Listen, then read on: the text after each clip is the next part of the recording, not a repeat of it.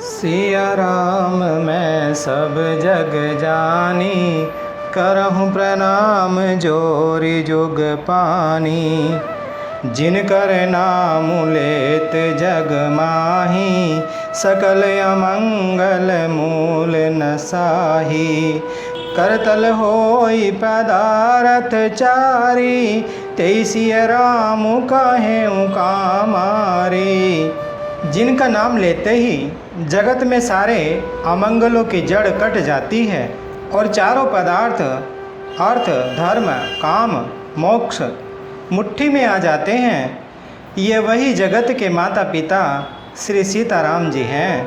काम के शत्रु शिव जी ने ऐसा कहा, एहि विधि शंभु सुरन समुझावा, पुनि आगे बर बसह चलावा।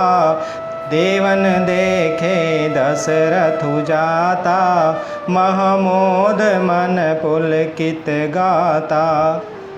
इस प्रकार शिवजी ने देवताओं को समझाया और फिर अपने श्रेष्ठ बैल अर्थात नंदीश्वर को आगे बढ़ाया। देवताओं ने देखा कि दशरथ जी मन में बड़े ही प्रसन्न और शरीर से पुलकित हुए चले आ रहे हैं।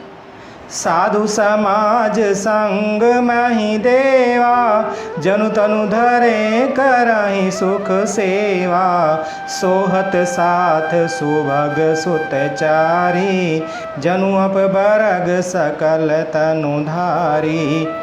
उनके साथ परम हर्ष युक्त साधुओं और ब्राह्मणों की मंडली ऐसी शोभा दे रही है मानो समस्त सुख शरीर धारण करके उनकी सेवा कर रहे हों।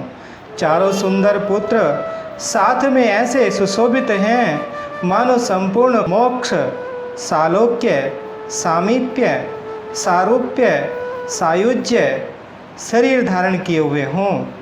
मरकत कनक बरन बर जोरी, देखि सुरन भय प्रीति न थोरी। पुनि राम ही विलोकी हर से, नृपहि सराहि सुमन तिन बर से। मरकत मणि और सूर्य के रंगों की सुंदर जोड़ियों को देखकर देवताओं को कम प्रीति नहीं हुई अर्थात बहुत प्रीति हुई। फिर श्री रामचंद्र जी को देखकर वे हृदय में अत्यंत हर्षित हुए और राजा की सराहना करके उन्होंने फूल बरसाए। राम रूप नख सिख सुभग, बारही बार निहारी। पुलक गात लोचन सजल, उमा समेत पुरारी। नख से शिखा तक श्री रामचंद्र जी के सुंदर रूप को बार बार देखते हुए पार्वती जी सहित श्री शिव जी का शरीर पुलकित हो गया और उनके नेत्र प्रेमाश्रुओं के जल से भर गए। केकी कंठ दुति श्यामल अंगा, तड़ित विनिंदक बसन सुरंगा। व्याह विभूषण विविध बनाए, मंगल सब सब भांति सुहाए। राम जी का मोर के कंठ किसी कांति वाला हरिताभ श्याम शरीर है। बिजली का अत्यंत निरादर करने वाले प्रकाश में सुंदर पीत रंग के वस्त्र हैं। सब मंगल रूप और सब प्रकार से सुंदर भांति भांति के विवाह के आभूषण शरीर पर सजाए हुए हैं। शरद विमल विधु बदनु सुहावन, नयन नवल राजीव लचावन। सकल अलौकिक सुंदरताई, कहीं न जाई मन ही मन भाई।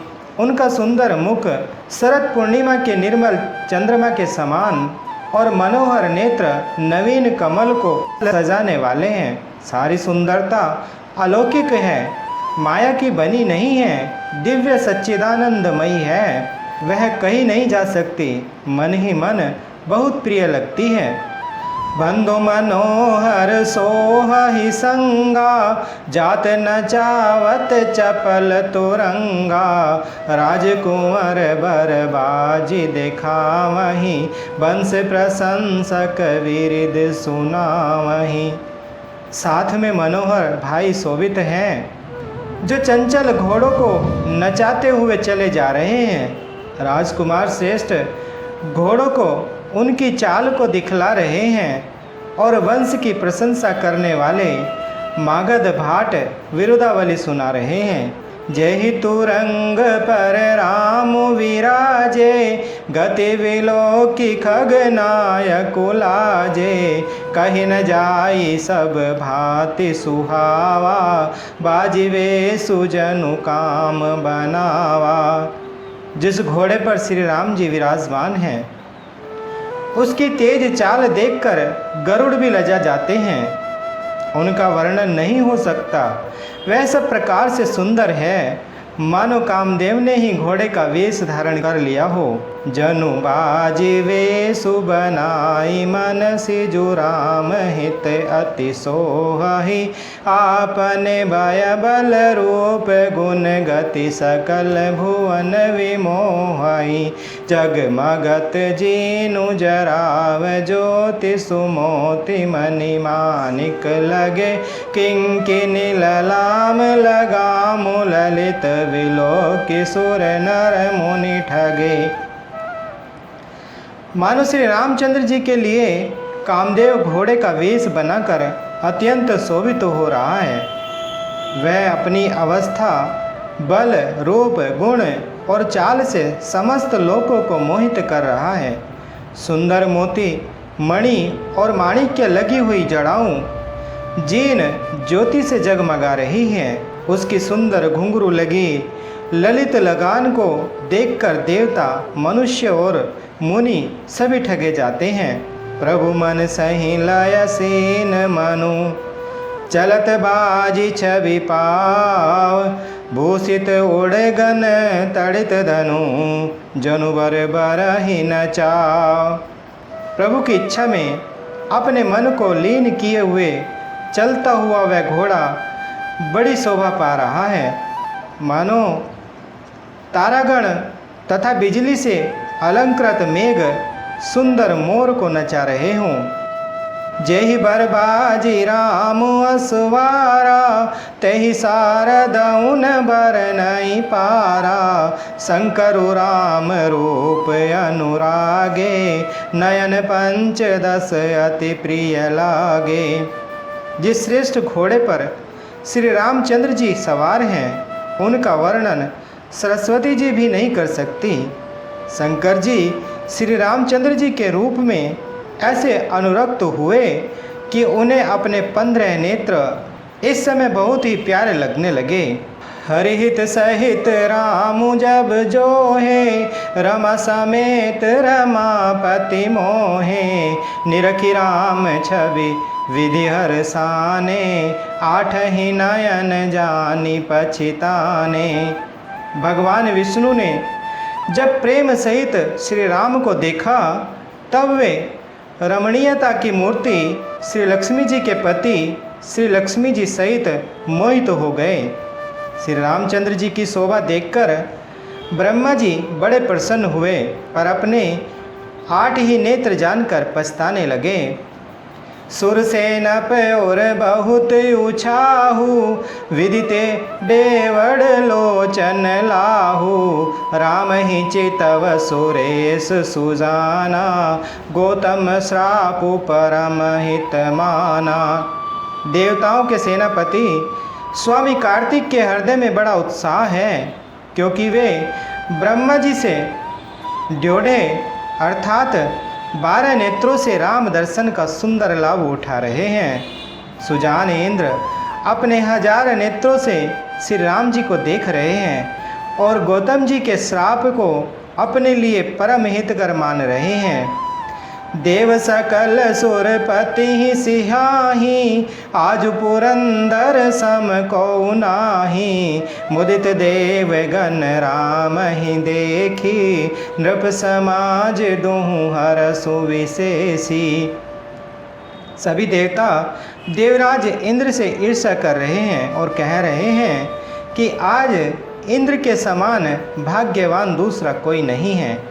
श्री रामचंद्र जी को देखकर देवगण प्रसन्न हैं और दोनों राजाओं के समाज में विशेष हर्ष छा रहा है।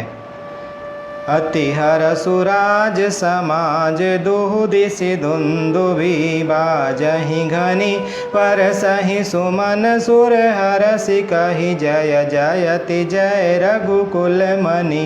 एहि भांति जानि बरात आवत बाजने बहु बाजहि रानी सुहासिनी बोली परिछनि हेतु मंगल साजहि। दोनों ओर से राज समाज में अत्यंत हर्ष है और बड़े जोर से नगाड़े बज रहे हैं। देवता प्रसन्न होकर और रघुकुल मणि श्री राम जी जय हो जय हो जय हो कहकर फूल बरसा रहे हैं।